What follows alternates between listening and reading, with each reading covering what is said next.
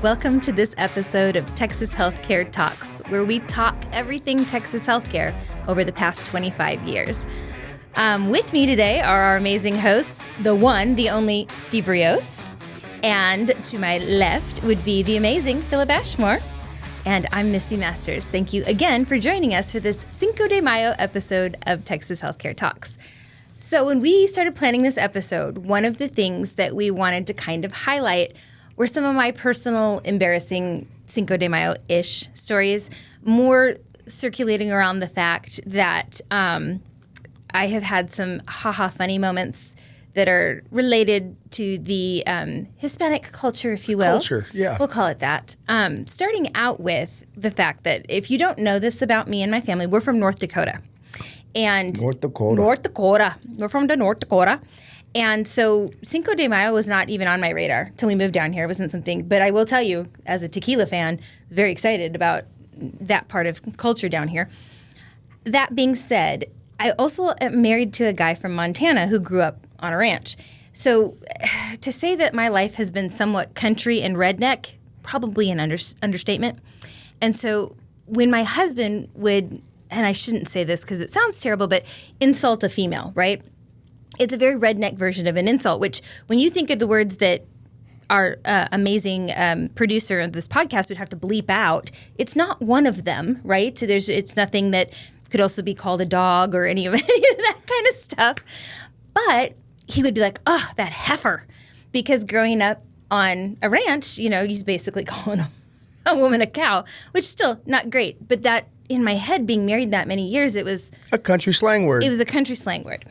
And so it was very bothersome to me when I would go back into the billing department, which was 90% Hispanic females, and I would hear heifer thrown around. And I'm like, oh my God, they're calling me a heifer.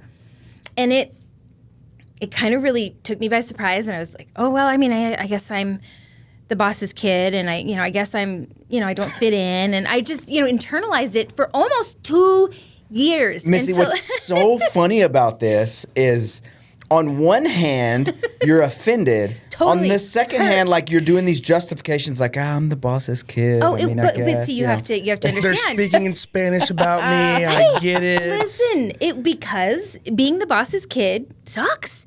I remember within my first month of working here, saying to the gal that I worked with, and she and I were tight, hey, I can see you're heading out for lunch. Can I join you? And her face, and she kind of did this, and she said, yeah, we're all going out for so-and-so's birthday, and they said not to tell you because they don't want you there. You're the boss's kid. And it was like, oh. And it's so changed that was 25, almost 26 years ago. But that was within my first month of working here, that it was very much, oh, that's the boss's kid, until I proved I was one of them. That I stayed later, that I worked harder. So, yeah, I did. I justified it very much. Yeah, I mean, I know who my dad is, and I got that a lot. Oh, you're just the boss's kid. And that'll come up in another story today, just the boss's kid. But I did. I totally, and finally, I made friends over time. In fact, if we weren't having technical difficulties today, I probably would have made Marissa sit here. She's been here 20 years.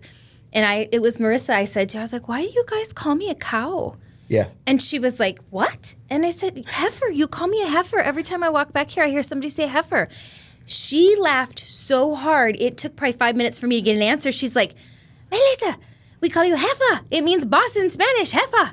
And I was like, what? And it just over my head. And so that became the running joke back there. All these years of offense. Well, 2 whole years. But yes, 2 whole years of like, they're long. talking about me behind my back. She can hear them saying, the heifer's coming. The heifer's coming. That cow's coming. Is what I felt like.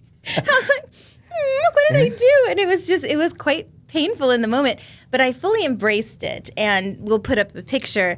We have an over-the-top Christmas sweater competition every year.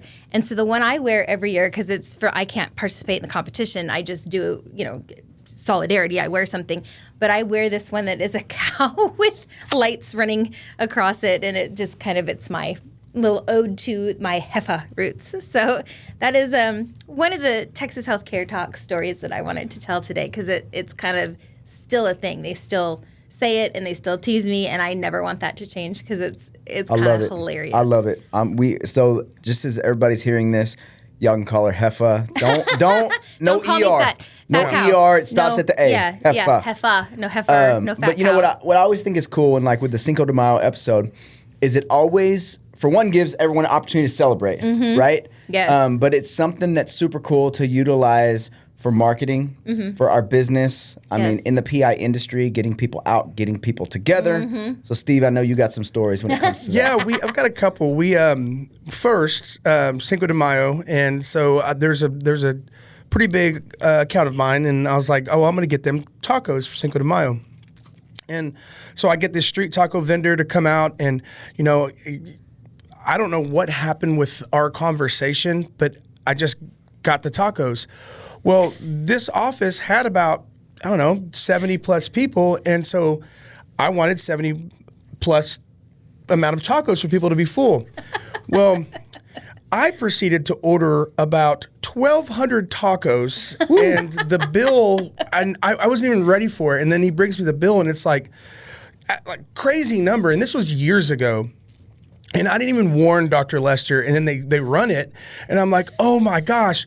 5 minutes later, I get a call from Dr. Lester, and he's like, what did you just order? And I said, am I getting an alert? Listen, man. And I said, the silver lining is they love the tacos, and they're taking them home. And he's like, okay, Steve. I mean, like at this point, what are you going to do? I mean, but they were satisfied. The tacos were good, but that was one story. And we did do a pretty big marketing event a couple of years ago. It may have been 10 years ago. It's got to be 10 years ago because my son wasn't born yet. He'll be 10 this year. And that's another picture I have that I was going to share is of her with the mustache stuck to her face that we had. We put all those mustaches Yeah. out. And we got the patio up at a bar on Greenville Avenue that's no longer there, and we reserved the entire top patio, and it was hot. Hell that day. We had a great showing. There was a way more people than we thought because it was so hot. And I remember setting up for this thing and us like going into this, like wanting to do this, and then us putting together all of these Cinco de Mayo stuff all over the. And everybody was helping. And I remember looking, it was Dr. Lester, Melissa, Philip, my sister was there, our other marketers at the time. And I remember all of us getting this place set up. Well, it was the day before Cinco de Mayo. And the guy, and we were all sweating. It was, and we were waiting for all these people to get there. Yeah. They left the Cinco de Mayo decorations that we had out for a week later. And You're kidding. I swear. And this place said, Wow. we didn't have to pay for decorations. And everybody was Like, like, y'all did it for us. You are welcome. 100%. Well, the same owner, and we did a couple of them there, and this was, I think, the first one.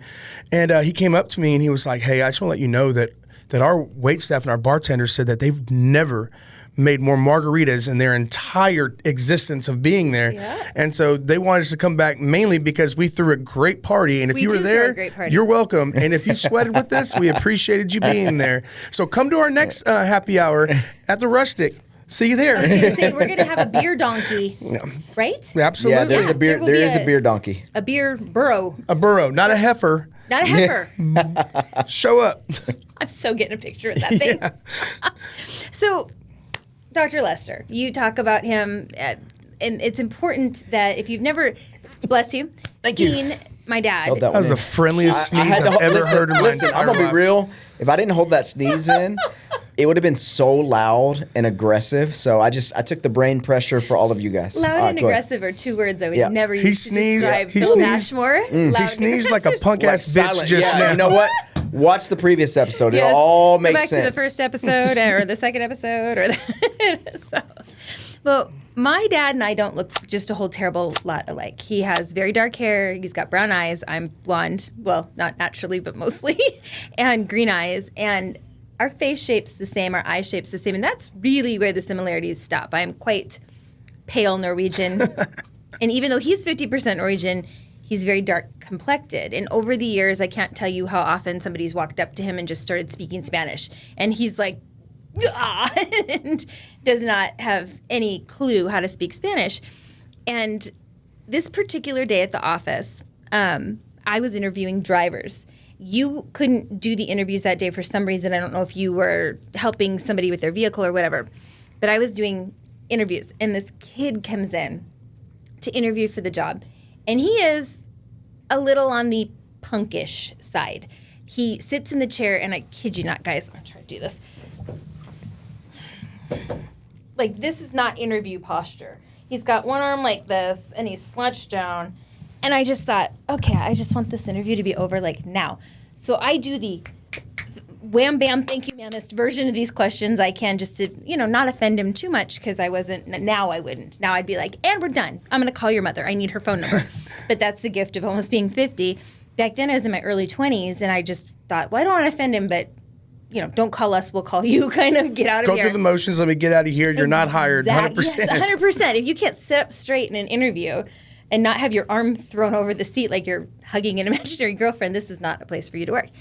And because of the room I was using, it was like you had to go through the room to get to another room. There was no other way. You kind of had to go. It was this old building. Yeah. They have since demolished this building. It's been 20-some years. And my dad had to walk through the interview and get from one side to the other. So he had to interrupt, and he was very gracious about it. He's like, I'm so sorry. Good luck on your interview. Wish you the best. And he walked right out. But it was very, very quick. But he saw him, and I said, that's Dr. Lester. He's the owner of the company, blah, blah, blah. And so I did my cursory last question. Do you have any questions for me before the interview's over? And thinking, he's surely not, everything about him screams, I don't care that I'm here. I don't want to be here. So he's not going to have any questions. He did.